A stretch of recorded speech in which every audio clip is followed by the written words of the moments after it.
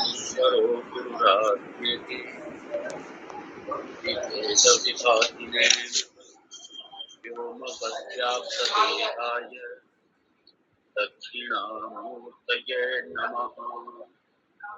ॐ सहना भवतु सहनं भुनक्तु सह वीर्यं कर्वावहै तेजस्विनावधीतमस्तु मा विद्विषावहै।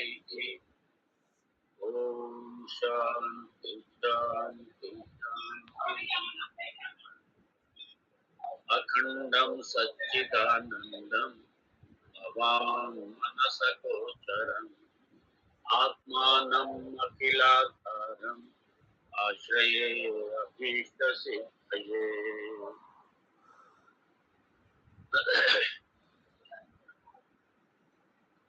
69 69वां मंत्र। एवं अस्य अंगिनः निर्विकल्पकस्य लय विच्छेद कषाय रसास्वाद लक्षणाः चत्वारो विघ्नाः संभवन्ति। लय तावत् अखंड वस्तु अनवलंबनेन चित्तवृत्तेः निद्रा। अखंड वस्तु अनवलंबनेन चित्तवृत्तेः अन्यावलंबनं निक्षेपः।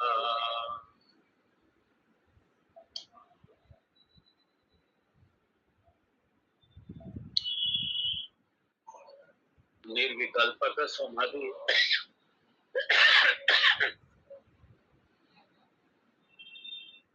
या हम ये कहें अयम ब्रह्मास्मि,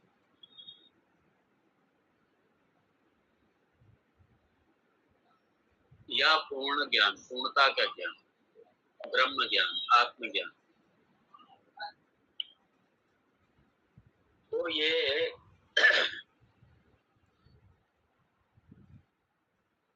ये सारे क्या है, यही हमारा लक्ष्य भी है।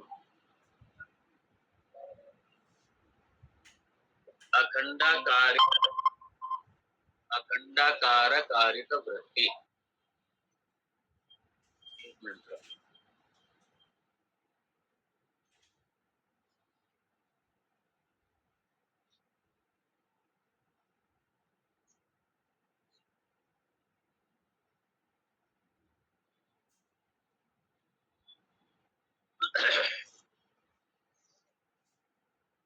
अपने निधिध्यासन में अपने स्वरूप में लंबे समय तक अवस्थित रहना, अर्थात विपरीत भावना की भी निवृत्ति हो। ये देखिए, जब निधिध्यासन का अभ्यास नहीं होता है तो ये जो विपरीत भावना है, देहात्म बुद्धि है, देहात्म अध्यास है, इसकी जल्दी निवृत्ति नहीं होती।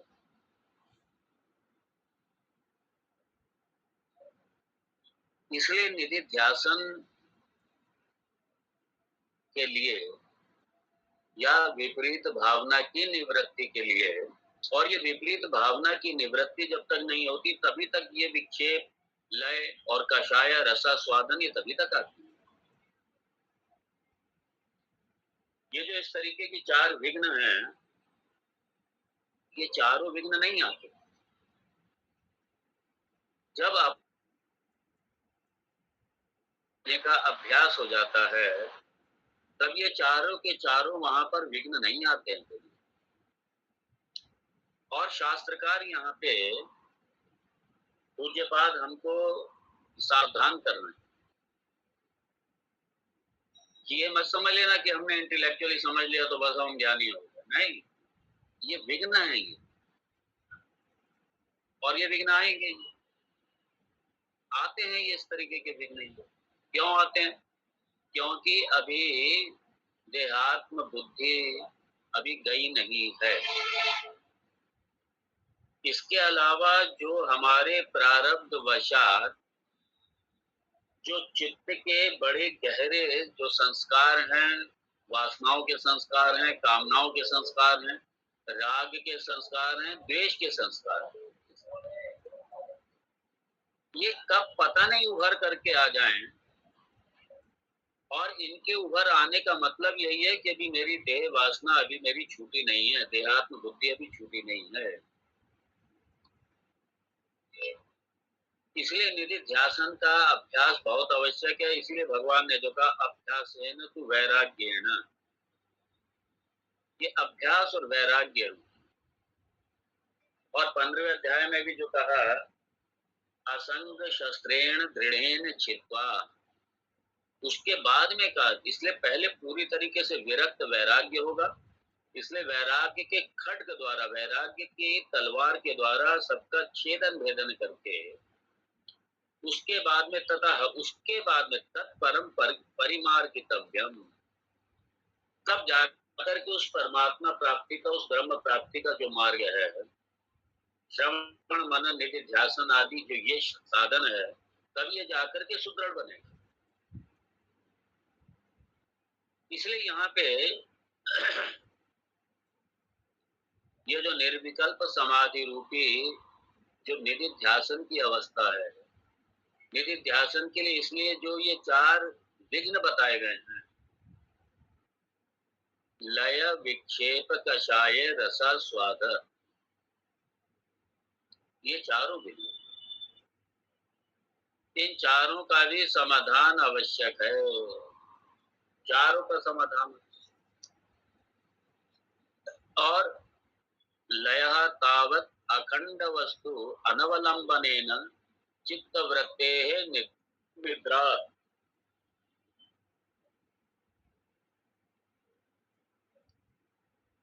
और विक्षेप का अखंड वस्तु अनवलंबनेन चित्तवृत्तेः अन्य अवलंबनम विक्षेपः, क्योंकि चित्त को कोई ना कोई आलंबन चाहिए, मन को कोई ना कोई आलंबन चाहिए। अगर ईश्वर का आलंबन नहीं देंगे, ब्रह्म का आलंबन नहीं देंगे, तो फिर जगत खड़ा हुआ, ये असंख्य नाम रूपों वाला जो जगत खड़ा हुआ है, ये जोर मारेगा।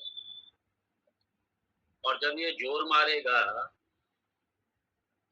यही फिर क्या होगा? अब ईश्वर का आश्रय तो छूट गया, ईश्वर हट गया, क्या आ गया? जगत आ गया। इस जगत का आलंबन आ गया, विषयों का आलंबन आ गया, संबंध का आलंबन आ गया, अर्थात चित्त उसमें चला गया, चित्त उसमें चला। इसलिए कई बार क्या होता है, जो विषयों के संस्कार बड़े हावी होते हैं भोग पे। मैंने देखा एक सज्जन को कई साल तक वेदांत श्रवण किया, कई साल तक श्रवण, और उसके बाद में श्रवण छोड़ करके, ब्रह्म को छोड़ करके जगत में फिर से आ गया। अरे क्या स्वामी जी, हमारी नहीं समझ में है। ये भगवान ने इतना सुंदर जगत बनाया, इतना बढ़िया बनाया, इतने अच्छे अच्छे विषय बनाए, सब बनाए हैं, या आखिर किसके लिए भगवान है? हमारे भोग के लिए तो बनाए हैं सब। विषय के संस्कार हैं, भोग के संस्कार,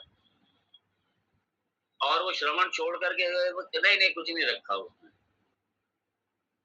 कुछ नहीं रखा, और छोड़ करके फिर इसी में लग गए। अब नहीं, अब हम एंजॉय कर रहे हैं, बस हमें ये सब ब्रह्म हमें नहीं चाहिए, हमें अपना एंजॉय करना है बस, नहीं। बड़ी हंसी आती। इसलिए वैराग्य, वैराग्य नहीं है तो फिर ये सारी समस्याएं रहेंगी। और यदि वैराग्य पूर्ण है, वैराग्य के साथ में विवेक, विवेक पूर्वक यदि वैराग्य है, ध्यान दीजिए, वैराग्य भी विवेक पूर्वक होना चाहिए। अगर विवेक नहीं है और वैसे वैराग्य हो गया, परिस्थिति वश वैराग्य हो गया, कोई ऐसी आपदा आ गई, कोई ऐसा दुख आ गया, किसी ने धोखा दे दिया, चीट कर दिया किसी ने, या ऐसी कोई बीमारी लग गई, या ऐसा कुछ इस तरीके का, जब इस तरीके की परिस्थिति वश कोई वैराग्य उत्पन्न होता है, वो वैराग्य नहीं है, वो एस्केप है सीधा से। वो तो सीधा सीधा एस्केप है, एक बचने का एक रास्ता है, बहाना। इसलिए वैराग्य भी विवेक पूर्वक होना चाहिए। विवेक पूर्वक जब वैराग्य होगा तब वैराग्य दृढ़ रहे। और खाली इतना भी पर्याप्त नहीं है, इसलिए मुमुक्षुत्वम। क्यों? क्योंकि अब ये पता है कि उस ब्रह्म की प्राप्ति वेदांत श्रवण मनन निधिध्यासन से होगी, इसके अलावा कोई उपाय नहीं। तो ये जब तक पूरी तरीके स्पष्टता ना हो तब तक वैराग्य सब ढुलमुल होता है, सब वैराग्य। और यहाँ शास्त्रकार बड़ा स्पष्ट कर रहे हैं इस बात कि यदि वैराग्य जीवन में नहीं है तो ये सारी ये समस्याएं आएंगी, ये विघ्न आएंगे। और वैराग्य अगर है भी, मान लीजिए वैराग्य अगर है भी और उसके बाद में भी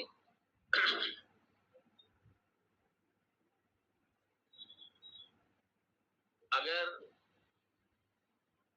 उस निर्गुण ब्रह्म का जो मेरा जीवन का लक्ष्य है उसके प्रति यदि निष्ठा पूर्ण नहीं है, इसलिए निष्ठा भी इसकी भी कैटेगरी है। ब्रह्म में निष्ठा कितनी? क्या 100%, 100% पूरी है क्या मेरी निष्ठा ब्रह्म में? या 50% है या 40% है या 30% है?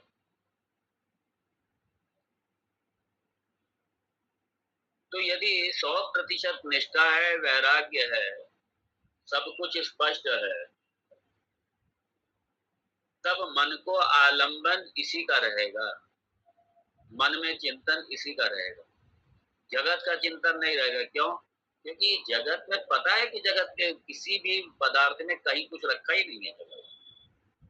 अनित्यम असुखम लोकम इमं प्राप्य भजस्व माम। इसलिए भगवान सूत्र दे रहे हैं, अनित्यम असुखम लोकम। भगवान ने बड़ा स्पष्ट कह दिया है कि पहली बात तो अनित्य, और अनित्य होने से असुखम है, ये दुखदाई है।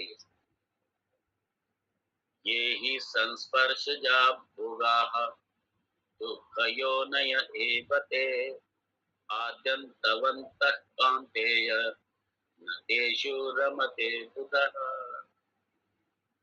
जब ये पता चल गया कि ये सारा ये आदि अंत वाला है, ये सब आदि वाला है, अंत वाला है, और इससे जो मिलने वाला सुख है, इससे जो मिलने वाला जो अनुकूलता है, वो भी सब क्या है?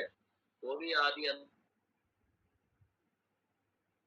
और ये क्या है? दुख का मूल है। ये ही संस्पर्शजा भोगा। इंद्रियों के स्पर्श से, विषयों के, इंद्रियों का विषयों के स्पर्श से जो होने वाला, जो मिलने वाला सुख है, ये दुख का मूल है। भगवान कहते हैं ये दुख का मूल है। इससे कभी किसी को नहीं मिला कुछ, जिसे भी मिला इसे छोड़ करके ही मिला, इसे छोड़ने से भी मात्र नहीं मिलेगा। ध्यान दीजिए, इसलिए खाली वैराग्य से नहीं होगा काम। वैराग्य है, खाली वैराग्य से क्या हो? वैराग्य के साथ में ये मुमुक्षुत्व होना चाहिए, जिज्ञासु होना चाहिए, जिज्ञासा की इच्छा होनी चाहिए, जिज्ञासा की, उस ब्रह्म प्राप्ति को जिज्ञासा की इच्छा होना चाहिए। क्योंकि वेदांत के अतिरिक्त कोई प्रमाण नहीं है, इसलिए श्रवण मनन निधिध्यासन वैराग्य के साथ में ये भी जरूरी है। खाली वैराग्य से थोड़ी होगा। मैंने कल भी बताया था, आपने आया, वैराग्य सब पता है, वैराग्य तो है, खाली वैराग्य से मुक्ति नहीं। इसलिए वैराग्य के साथ में ये जो ब्रह्म अवलंबन, अखंड वस्तु ब्रह्म अवलंबन, ये जरूरी है। इसमें चित्त को लगाना, इसमें मन को लगाना। और यदि इसमें मन को नहीं लगाया, इसमें मन को नहीं लगाया और सगुण ब्रह्म में भी मन को नहीं लगाया, मान लिया हटा ही दिया मन, तो फिर श्रवण मनन हमने कर भी लिया, लेकिन अगर हमने ये सब नहीं किया, अर्थात सगुण ब्रह्म या निर्गुण ब्रह्म में अपने मन को नहीं लगाया, क्योंकि मुक्ति हमारा लक्ष्य, मुक्ति हम चाहते हैं, ब्रह्म चाहते हैं, तो इसलिए हमारा लक्ष्य क्या है? निर्गुण निराकार ब्रह्म, निर्गुण निराकार ब्रह्म, जो मेरा अपना स्वरूप ही है, जो मैं ही हूँ। इसलिए अपने स्वरूप में अवस्थिति, अपने स्वरूप में अवस्थिति। और यदि मैं नहीं कर पाता, ये आलंबन नहीं लेता, तो कम से कम मैं सगुण का आलंबन ले लूं, ताकि मन को अपने लगा के रख, ईश्वर में लगा के रखो, जगत में नहीं जाएंगे। क्योंकि अगर मन को आप कुछ देंगे नहीं, मन को आलंबन चाहिए।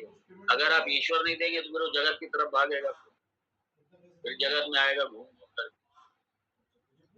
इसलिए अनालंबेन यदि चित्त वृत्ते अन्यावलंबनम विक्षेप, यदि ईश्वर का आलंबन नहीं देंगे तो फिर विक्षेप है। विक्षेप मतलब मेढक जैसे कूदता फांदता है ना इधर से उधर, बंदर जैसे कूदता फांदता है, एक डाली से दूसरी डाली, दूसरी से तीसरी डाली, कोई नहीं मिलेगा तो कभी कभी इंसान के ऊपर ही कूद जाएगा। उसे कूदना फांदना है। मन का यही स्वभाव है, मन। और ये वृत्ति का समूह यही तो मन है, मन का स्वभाव। उसे चाहिए कोई ना कोई। इसलिए अगर ईश्वर का सहारा नहीं देंगे तो भागेगा जगत में, फिर उस संबंध में भागेगा। वो पुराने जो उसके संस्कार है उसकी तरफ भागेगा। चित्त वृत्ति में जो स्मृतियों के में जो संस्कार है, जो स्मृतियों में संस्कार है, जो स्मृति के संस्कार है, फिर उसकी तरफ भागेगा। इसलिए हमारे संत महापुरुष कहते हैं कि मन को लगाए रखो, मन को लगाए, नहीं तो फिर क्या है, दिशांतर होगा, भागेगा इधर, विक्षेप आएगा। तो आप लोग जानते ही ना, मन है, एक व्यक्ति ने बड़ी तपस्या करी, एक जिन प्रकट हो गया। जिन ने कहा बोलो क्या अच्छा, जिन ने कहा बोलो क्या अच्छा। उस व्यक्ति ने कहा बस मुझे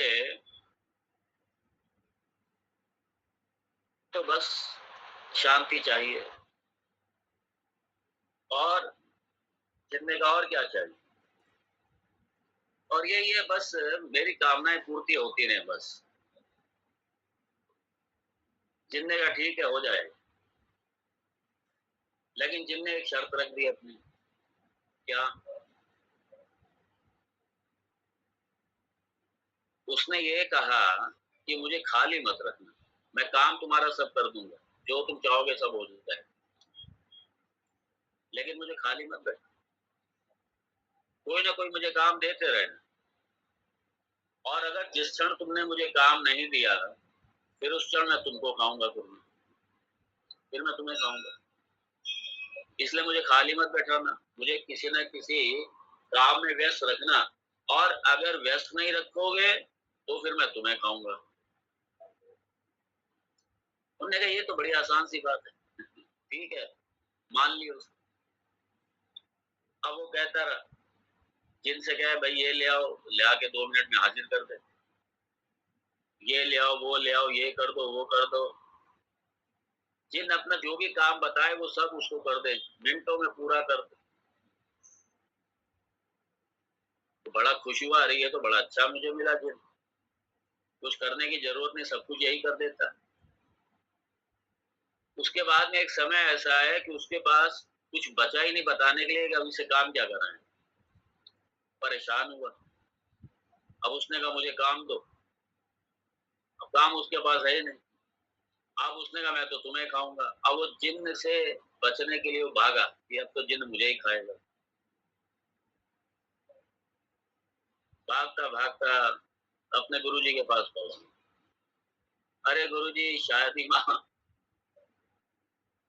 त्राही माम पाही माम, त्राही माम पाही माम, मुझे बचा लो, मेरा त्राण करो, मेरा रक्षण करो, मेरा।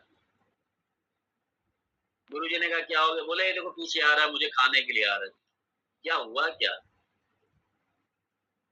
अरे मेरी एक इसके साथ एक समझौता हुआ।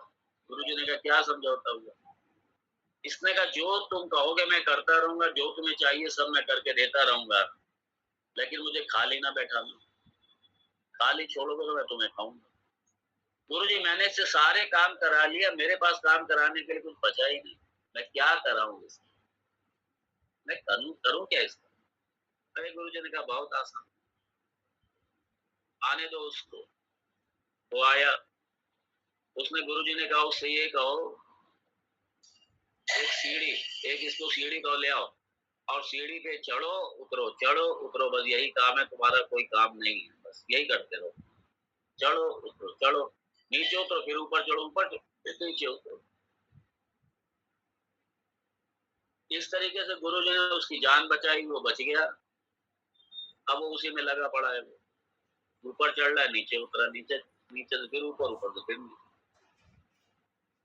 यही हमारे मन की स्थिति है। मन को यदि आप अच्छा कुछ नहीं देंगे तो ये बुरे की तरफ भागे। ध्यान के द्वारा आपने खाली रख लिया, जैसे मॉडर्न टेक्निक अपनाते हैं, खाली रख लिया, ठीक। उसके बाद में क्या करोगे?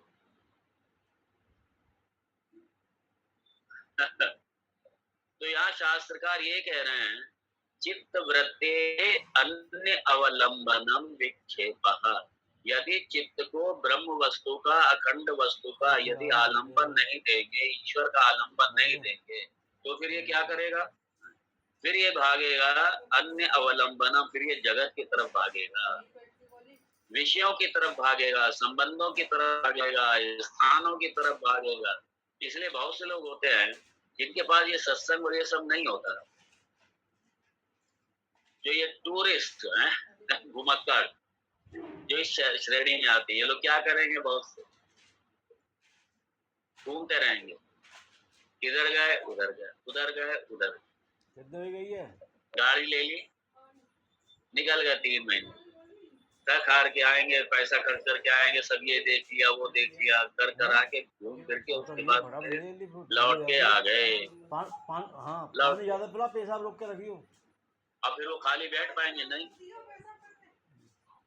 कुछ दिन कुछ समय रिलैक्स हुए, उसके बाद फिर भागेंगे। अब इधर भाग रहे हो।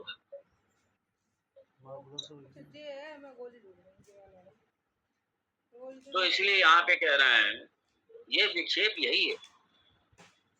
अगर ईश्वर का आलंबन नहीं देंगे तो फिर मन को तो आलंबन चाहिए, फिर वो भागेगा, भागेगा कहीं और नहीं, जो उसके अंदर अचेतन मन में जो संस्कार भरे हुए हैं, जो उसकी स्मृति में, जो चेतन की स्मृति में, चित्त की स्मृति में जो संस्कार भरे हैं पुराने, वो उभर उभर के सामने आएंगे और फिर वो उसी की तरफ भागेगा। ये विक्षेप है। तो होता क्या है कि जो मेरा लक्ष्य है ब्रह्म प्राप्ति, वो तो छूट जाता है।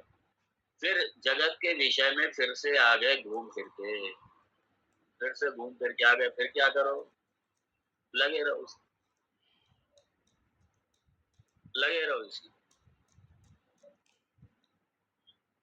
इसलिए व्रत आदि जो बताए गए हैं शास्त्र में, व्रत है, जप है, तीर्थ है, शास्त्र पारायण है, भगवान की स्तुति है, भगवान की वंदना है। इसलिए गोपाल सहस्त्र नाम है, विष्णु सहस्त्र नाम है, ललिता सहस्त्र नाम है, शिव सहस्त्र नाम है, राम सहस्त्र नाम है।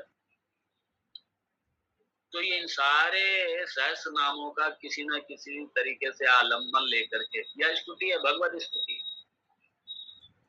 विभिन्न स्तुति है।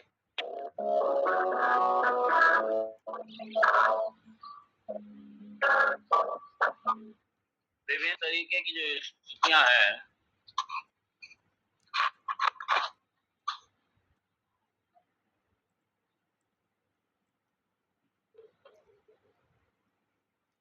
तो ये जो विभिन्न तरीके की जो स्तुतियां हैं शास्त्र में, इसका गायन कीजिए। आलम्बन लीजिए, सहारा लीजिए, किसी भी तरीके से आलम्बन लीजिए ताकि विक्षेप से बच जाए, क्योंकि विक्षेप एक बहुत बड़ा विघ्न है। और कई बार विक्षेप इतने भारी होते हैं, मैंने देखा है ये चीज, कभी कभी विक्षेप इतना भारी होता है कि विक्षेप जो है वो फिर ब्रह्म प्राप्ति का जो मार्ग है उससे ही वंचित कर देता है। इसलिए भगवान कहते हैं ये जो निर्विकल्प समाधि है या जो निधिध्यासन की अवस्था है, उसके लिए जो आने वाले विघ्न है, विघ्न के प्रति भी सावधान रहिए, ये भगवान कहना चाह रहे हैं। विघ्न के प्रति बड़ा सावधान रहिए।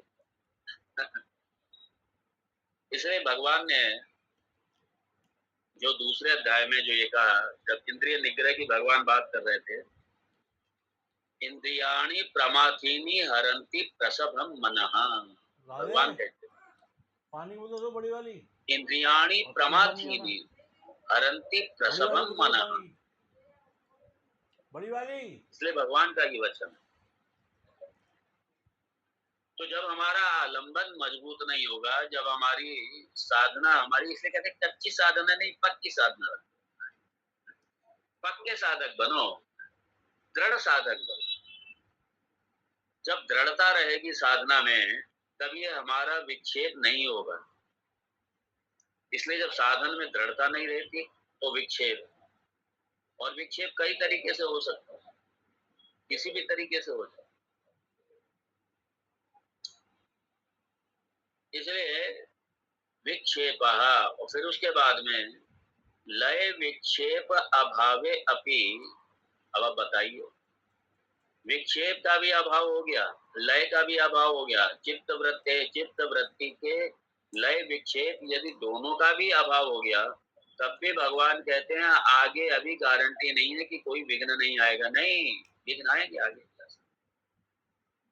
फिर क्या दिया, रागादि वासनया।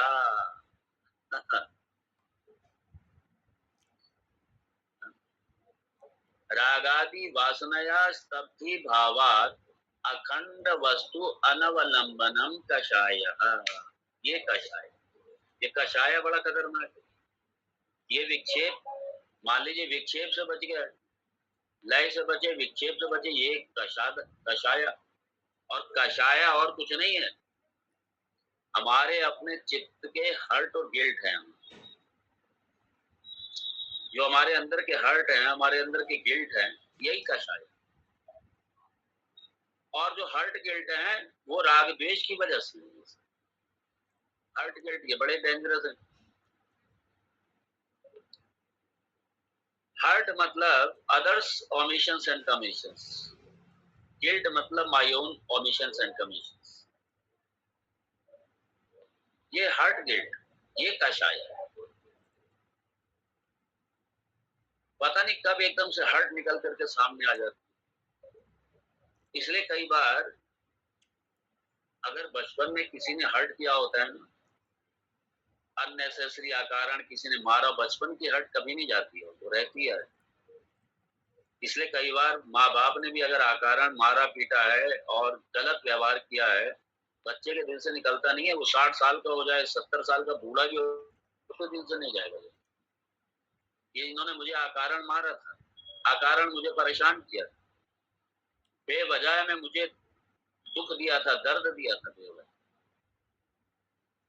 ये जो हर्ट है, और गिल्ट भी, अपनी गिल्ट कई बार बड़ा परेशान कर। अपन ने किसी को मारा है, कुछ किया है, कभी अंदर किसी के साथ बुरा किया है, गिल्ट पैदा हो जाती है, गिल्ट परेशान करती है। इसलिए हर्ट गिल्ट, ये कषाय है, ये बहुत बड़ा।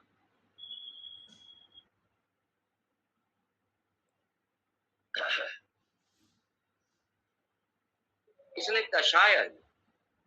और कषाय कैसे आता है, ये इसके मूल में राग आदि, राग द्वेष सभी आएगा। राग द्वेष विमर्श, मद मात्सर्य लोभ, राग द्वेष काम, काम क्रोध लोभ मद मात्सर्य ईर्ष्या जेलसी, अहंकार अपना, मद, ये हार्ट गिल्ट, ये सारा कषाय में आता है। तो पता चला है कि लय विक्षेप तो नहीं है। और क्या हुआ कि ये जो कषाय रूपी जो राग आदि जो मल है, राग द्वेष आदि, राग द्वेष काम क्रोध लोभ मद मात्सर्य, ये जो मन के हैं, ये राग द्वेष आदि,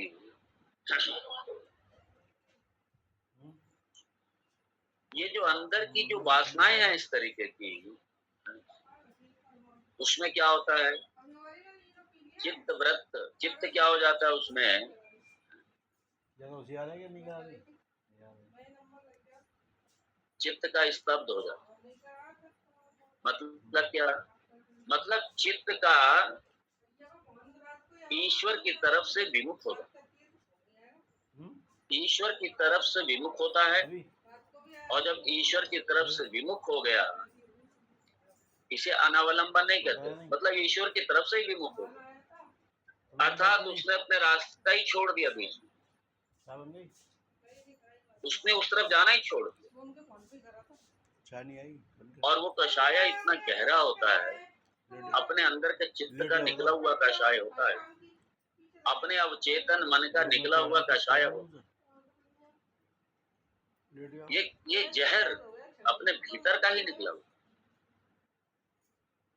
ये सारा जो जहर है, जो कषाय है, वो क्या करेगा, हमें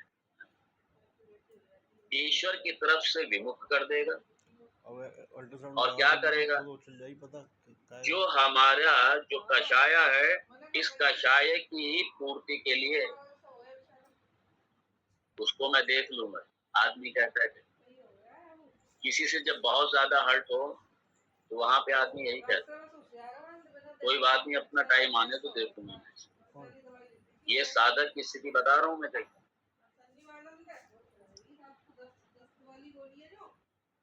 या फिर क्या होता है,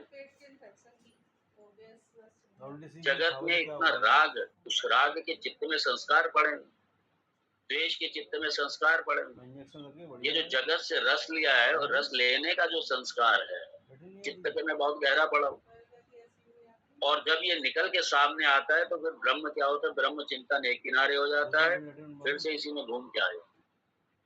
इसलिए मैं पहले कह चुका, कई साधक आगे आएंगे यात्रा में आगे आए, उसके बाद फिर बैठ के डालो, फिर पीछे चले गए। क्यों? ये इस तरीके के संस्कार निकल के आ जाते हैं, ये इस तरीके के संस्कार निकल के आ जाते हैं।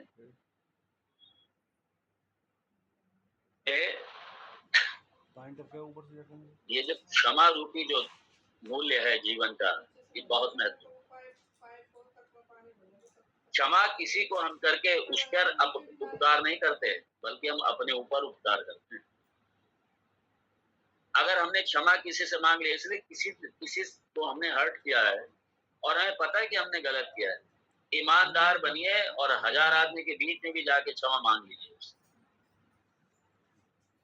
उसके लिए नहीं, अपने आप को बचाना है, वरना ये जो हर्ट अंदर की है, गिल्ट अंदर का है, ये जिंदगी भर परेशान करता है, जिंदगी भर कसोटता है। इसलिए क्षमा मांग लो, हर्ट से बच जाओ।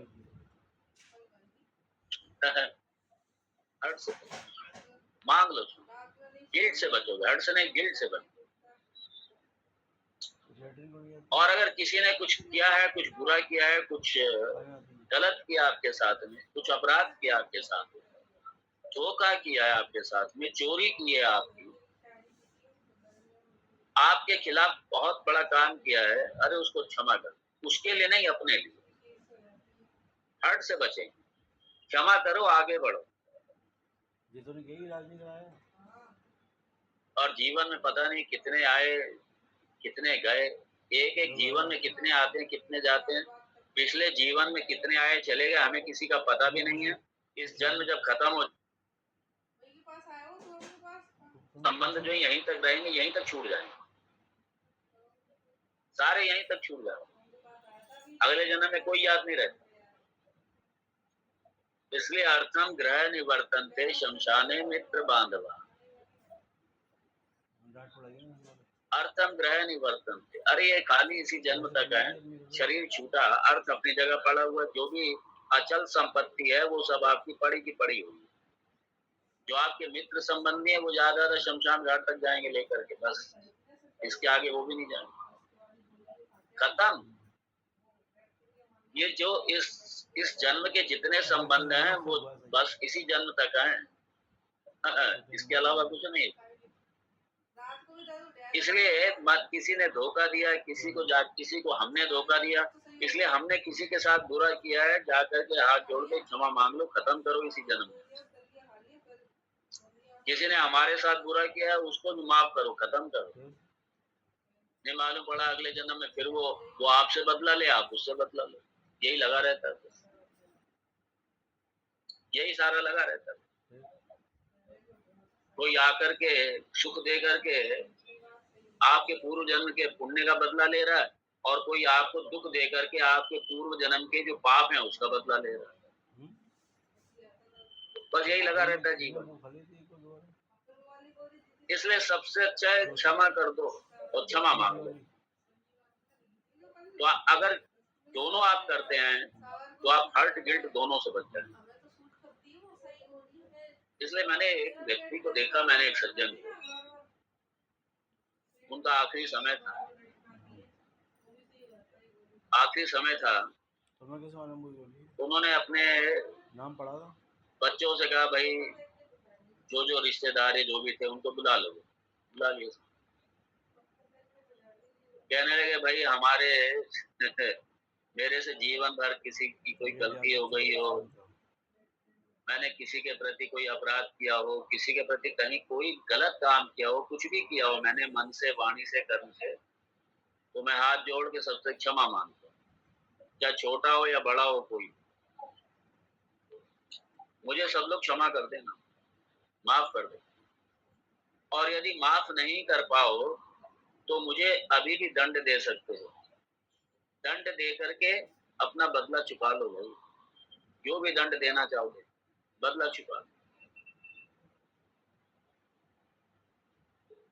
पेड़ पौधों से माफी मांगो, पक्षियों से माफी मांगो, जीव जंतुओं से माफी मांगो कि भाई कहीं भी मेरा किसी के प्रति कोई अपराध हो गया हो, कुछ गलती हो गई हो, मुझे क्षमा कर देना। परिवार वालों से क्षमा मांगो, सबसे क्षमा, सबसे क्षमा, भगवान से क्षमा मांगो। हे भगवान, आपने जिस उद्देश्य से जीवन दिया मैं उस उद्देश्य को नहीं प्राप्त कर पाया, मैं उसमें नहीं लग पाया, इसलिए मुझे आप भी क्षमा कर दो। और मैं प्रार्थना करता हूँ कि आप अगले जन्म में फिर से मुझे दें, मैं फिर से आपके इसी मार्ग में लगूं। ठीक है, मेरे से गलतियां हुई, मैं क्षमा मांग, और अगर मैं क्षमा करने लायक नहीं हूं, हे भगवान यदि मैं क्षमा करने लायक नहीं हूं, तब फिर मुझे जो दंड देना चाहे कोई भी योनि में देकर के आप मुझे दीजिए, मैं स्वीकार करूं। और उस व्यक्ति ने किसी के प्रति बुरा नहीं किया था, लेकिन उसके बावजूद भी उसने सबसे मांगा, और कुछ दिन बाद वो चला भी, कुछ दिन 2-4 दिन के बाद चले।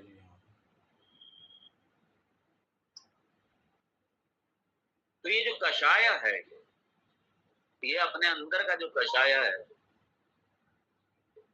इसलिए कहते हैं ना उपासना का नाम जप का इसलिए आश्रय लेना।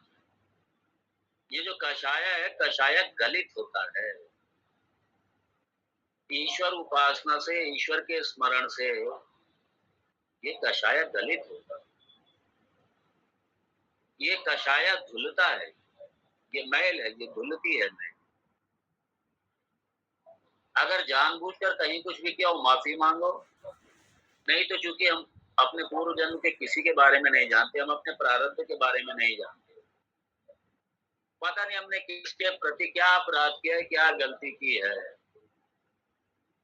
इसलिए सबसे क्षमा मांगते हुए, भगवान से क्षमा मांगते हुए, और भगवान से कहिए भगवान मेरी जो यात्रा चल रही है मेरी आपको पाने की, मेरी इसी जन्म में पूरी हो जाए, इसी जन्म में मैं आपको पा लूं, क्योंकि पता नहीं अगला जन्म कौन सा मेरे लिखा हुआ है, कुछ नहीं पता। इसलिए जो कषाय है,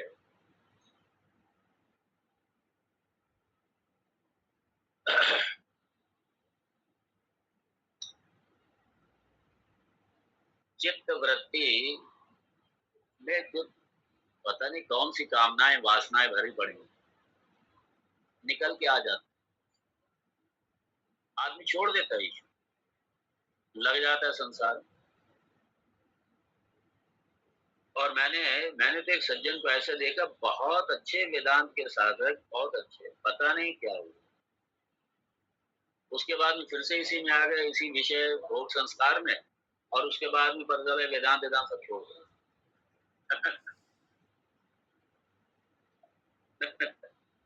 और जब मिले कहने लगे, स्वामी जी बस ठीक, हम इसी में ठीक है, बहुत बढ़िया, रहो इसी, क्या दिक्कत है?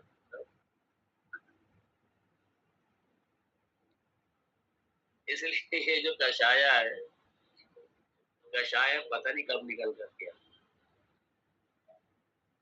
कषाय। और फिर उसके बाद में रसास्वादन, ये रसास्वादन भी कषाय का ही दूसरा रूप। कषाय निगेटिव उसमें है, ये पॉजिटिव रसास्वादन।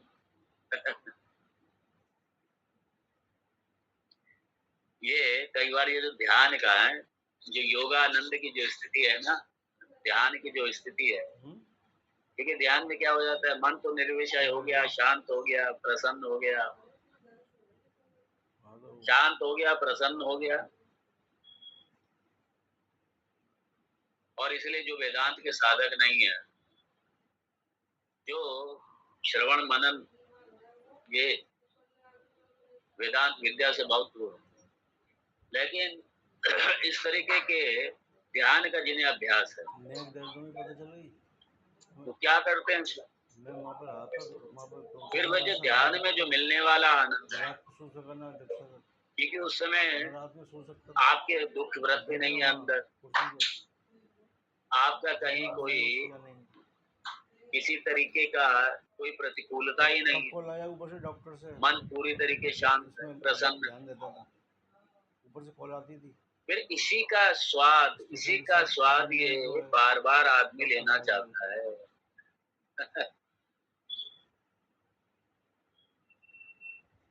ये जो द्वैत समाधि, सविकल्प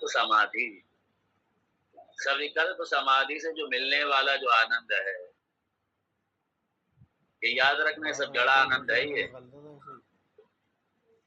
और इसी में आदमी फिर रहना चाहता है, इसी में अभ्यास रहना चाहता है। और लोग कई इसी को ही ब्रह्म प्राप्ति मान लेते, अनुभूति समझ लेते हैं लोगों को पता ही नहीं है।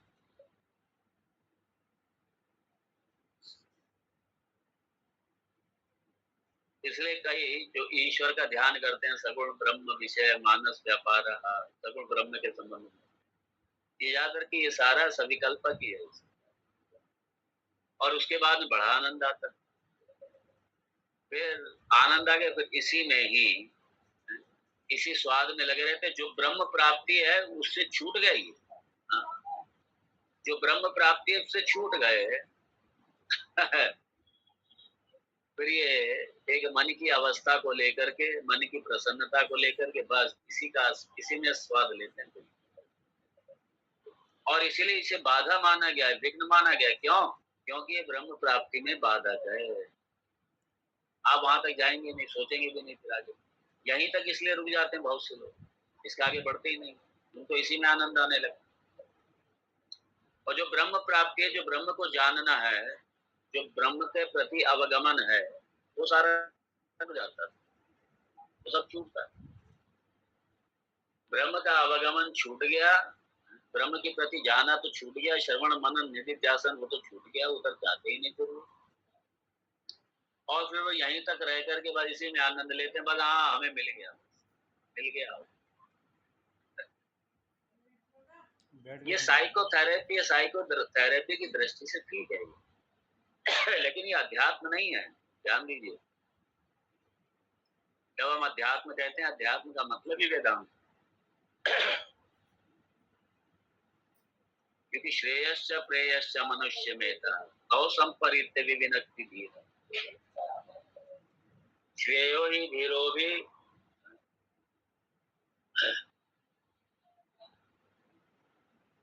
मंदो वृणीते, श्रेय का कौन करेगा? धीर करेगा, विवेकी करेगा, वो श्रेय की तरफ जाएगा। बाकी तो प्रेय प्रेय है, ये सब प्रेय की तरफ भागेंगे लोग। इसलिए इस तरीके का जो रसा स्वाद है ये प्रेय में आता है, ये श्रेय में नहीं आता।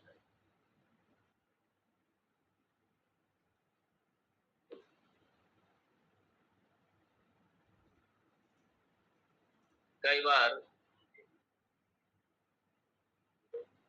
जब किसी का चित्त बहुत ज्यादा समस्याओं में उलझा हुआ, परेशानियों में उलझा हुआ, दुखों में उलझा हुआ, उसमें ये टेक्निक काम नहीं करती होती, उसमें टेक्निक काम नहीं करती। इसलिए जो ये इस तरीके की साइकोथेरेपी है उसमें काम नहीं करती। फिर इसके लिए क्या किया जाता है? रिवर्स का सहारा लिया। फिर जहां जहां समस्याएं हैं उन समस्याओं को हैंडल किया जाता है। फिर समस्याओं को हैंडल करके फिर चित्त शांत करके फिर ध्यान की तरफ जाते हैं। इसलिए बहुत से लोग क्या है, दुनिया भर की समस्याओं से घिरे होंगे, सब कुछ होगा, और उन समस्याएं अपनी जगह हैं, सारी समस्याएं वहीं की वहीं हैं। समस्याओं को रहते हुए फिर वो ध्यान करते हैं, और फिर वहां ध्यान सहायक नहीं होता। और मैंने पहले कह दी, ये जो ध्यान चल रहे हैं ये कोई निधिध्यासन नहीं है, ये सारी विभिन्न तरीके की टेक्निक्स हैं, रिलैक्सेशन टेक्निक्स हैं। मन को रिलैक्स कर दिया, बॉडी को रिलैक्स कर दिया, रिलैक्स हो गए, शांत हो गए, थोड़ी देर के लिए समस्याओं से मुक्त हो गए, तनाव से मुक्त हो गए, सब हो गया। उसके बाद में फिर क्या हुआ, कुछ समय बाद फिर उसमें लग जाता है, फिर ध्यान करते हैं, फिर उसमें लगता है। तो ये ध्यान इस तरीके का, ये एक तरीके की थेरेपी है। ये सारी टेक्निक्स हैं जो मदद करती है। लेकिन निधिध्यासन अलग है। निधिध्यासन तो श्रवण, अभी जो दूसरे ध्यान वाले हैं उन्होंने तो कभी श्रवण ही नहीं किया, कभी मनन ही नहीं किया, वो क्योंकि उन्हें पता ही नहीं है कि ब्रह्म, ये वेदांत के द्वारा ही ब्रह्म को जाना जाएगा, उन्हें ये सब पता ही नहीं। इसलिए कभी भी वेदांत के निधिध्यासन को, वो जो ध्यान आजकल जो टेक्निक चल रहे हैं उनसे कभी ना मिला। वो अलग है, बिल्कुल ही है, बिल्कुल अलग।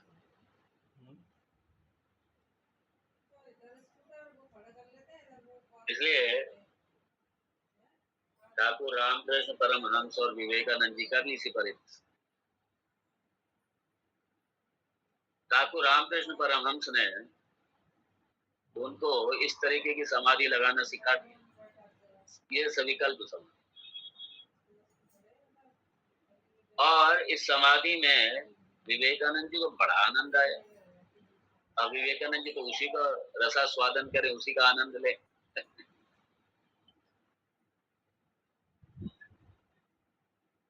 और ठाकुर रामकृष्ण परमहंस ने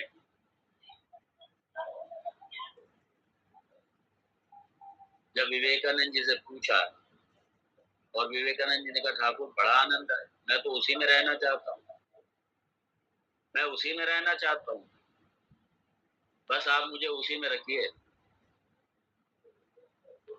ठाकुर रामकृष्ण परमहंस ने कहा धत्तेरे की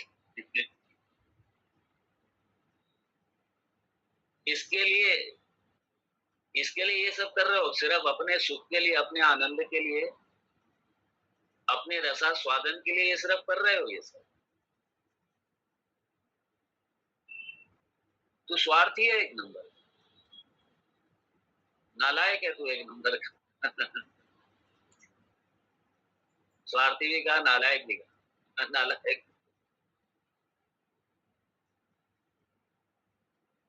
क्या इसके लिए ये सब किया? ये सब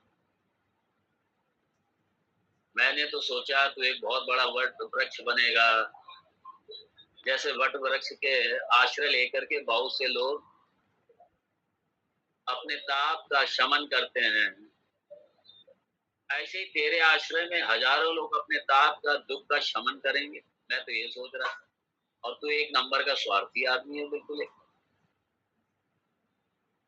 तो उसने भगवान ने फटकारा था रामकृष्ण। और विवेकानंद को कहा था, तू तो अपने लक्ष्य से भटक रहा है, क्योंकि उस स्थिति में तो पहुंचेगा नहीं।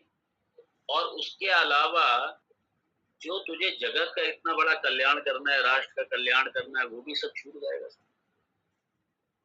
सब छूटेगा।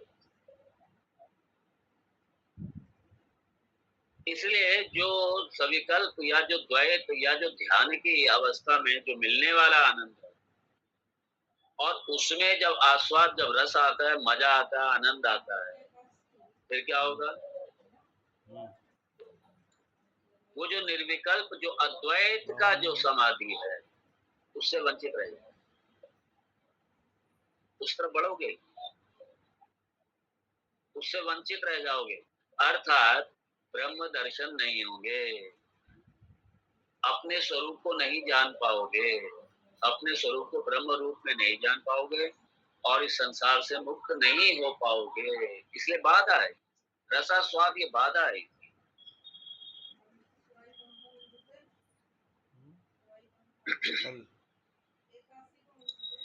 और ये विघ्न है।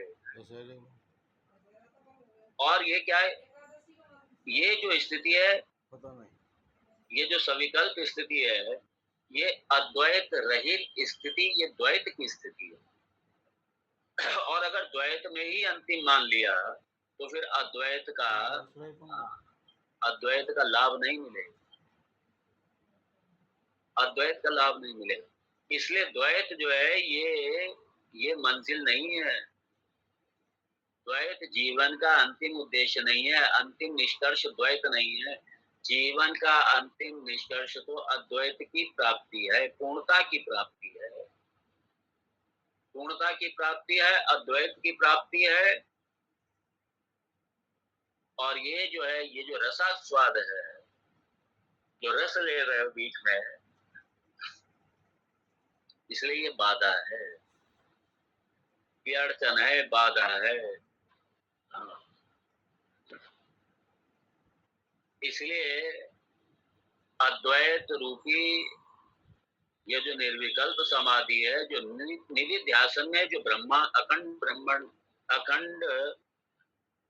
ब्रह्म ज्ञान की जो अखंडाकार वृत्ति है, उसके लिए इसलिए ईश्वर का आलंबन, ईश्वर का सहारा लेना चाहिए। आलंबन रखिए अपने साथ। मुझे याद है गुरुदेव कहते थे, निरालंबनम मत रहना, बोले निरालंबनम मत रहना, कोई ना कोई अपना आलंबन रखना साथ में, निरालंबन नहीं, आलंबन रखना। और जब उस अवस्था में पहुंच जाओ, वहां पे आलंबन छूटता है, और जब तक उस स्थिति में नहीं आओ, आलंबन रखो साथ। यहाँ तक कि अगर उस स्थिति में पहुंच भी गए तब भी आलंबन रखो, इसीलिए कुछ नहीं तो प्रणव का जाप तब भी करो, प्रणव जाप तब भी करो। इसलिए सन्यासियों के लिए प्रणव जाप बताया गया, उनके लिए ही बताया गया, प्रणव जाप करें 10,000 कम से कम रोज आना, 10,000 प्रणव जाप। इसलिए मैंने देखा ऐसे 2-4 महात्माओं को, वो प्रणव जाप तो करते ही हैं, और एक दो मैंने देखा प्रणव जाप नहीं करेंगे, लेकिन जैसे ये रुद्री का पारायण करेंगे, दिन भर में मालूम पड़ा 5 बार रुद्री का पारायण, 11 बार रुद्री का पारायण, 3 बार रुद्री का पारायण, त्रिकाल रुद्री का पारायण, या मानसम रुद्री का पारायण करते रहेंगे। मानसम कोई ना कोई कुछ ना कुछ जप करते ही रहेंगे, करते रहेंगे,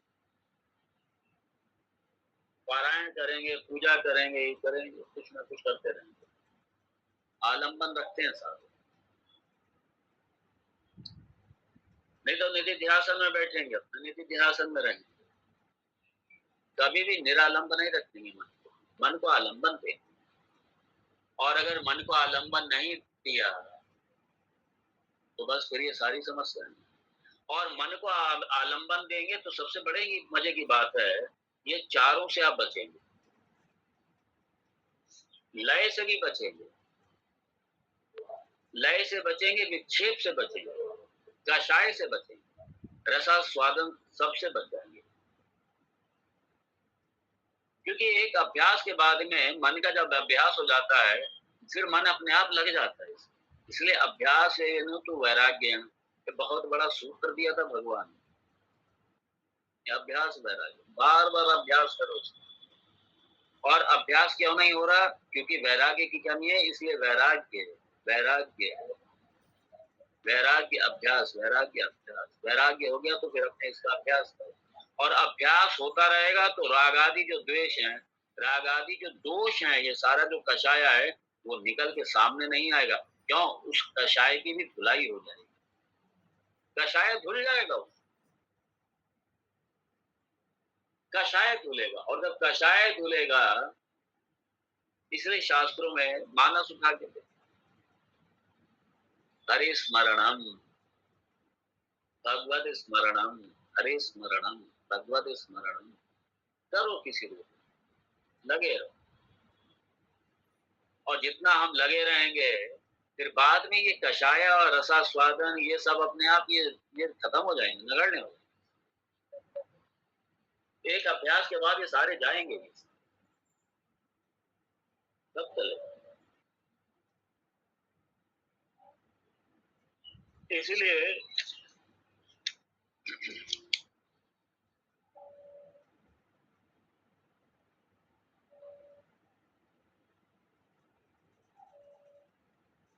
समाधि आरंभ समये सविकल्पक आनंद, Incoming voice call सविकल्पक from Vinod आनंद, आनंदास्वादनम वा। ग्वालियर। जब आरंभ करते ना, जब निधिध्यासन में जाने का आरंभ करके एकदम से तो डायरेक्ट पहुंचेंगे। सविकल्प द्वैत के साथ में, द्वैत के बाद में ही हम निर्द्वैत की अवस्था, द्वैत के साथ में, द्वैत से आरंभ करेंगे तभी तो अद्वैत में पहुंचेंगे। Incoming voice call from Vinod Verma कार्य ji, जगत से Gwalior आरंभ Burma. करेंगे तभी तो इसके कारण में पहुंचेंगे। बिना कार्य के कारण में कैसे पहुंचेंगे आप? तो इसलिए आरंभ काल में जब निधिध्यासन में बैठते हैं, आरंभ काल में, क्योंकि कहाँ से होगी? द्वैत से शुरुआत होगी, सविकल्प से शुरुआत होगी। और जब उसमें मिलता है आनंद तो उसी में हम खो जाते हैं। फिर आगे की हम अद्वैत की स्थिति में तो जाते नहीं, फिर इसी में हम आनंद लेते हैं बैठे। तो इसलिए भगवान ने कहा, या शास्त्र कि लय, विक्षेप, कषाय और रसास्वादन, ये चार हमारे निर्विकल्प समाधि या निधिध्यासन में बहुत बड़े ये विघ्न हैं, बहुत बड़े विघ्न। इसलिए इन सबके प्रति सजग रहिए, सबके प्रति सावधान रहिए। क्यों सावधान रहे? क्योंकि मेरे को, मुझे, मेरे लक्ष्य से मुझे भटका देंगे, राधे राधे, फिर से जगत में उलझा देंगे, इस प्रपंच में उलझा देंगे, जगत में उलझा देंगे। इसीलिए इन चारों विघ्न के प्रति क्या रहिए? सावधान रहिए। चारों विघ्नों के प्रति सावधान, विघ्नों से बचो, विघ्नों से बचिए। इसके साथ में यहाँ विराम दूंगा। ओम तत्सत। अच्छा, ओम पूर्णमद पूर्णमिदं पूर्णात् पूर्णमुदच्यते पूर्णस्य पूर्णमादाय पूर्णमेवावशिष्यते। ओम शांति शांति। अब तो ठीक है। शंकरं शंकराचार्यं अल्ट्रासाउंड के लिए भेजा, अल्ट्रासाउंड आगे आ रही है। सूत्र भाष्य कृतौ वंदे रात को ट्रीटमेंट दे दिया था, बोतल इंजेक्शन वगैरह लगवा दिए थे, बोतल चढ़ा दी। हाँ, पेट में दर्द था और अल्ट्रासाउंड कराने भेजा है मैंने। ओम शांति शांति। बस सही है सर। हरि ओम श्री गुरुभ्यो बढ़िया सब नमः। बढ़िया। वहाँ पर सब ठीक है? हरि ओम। नाना जी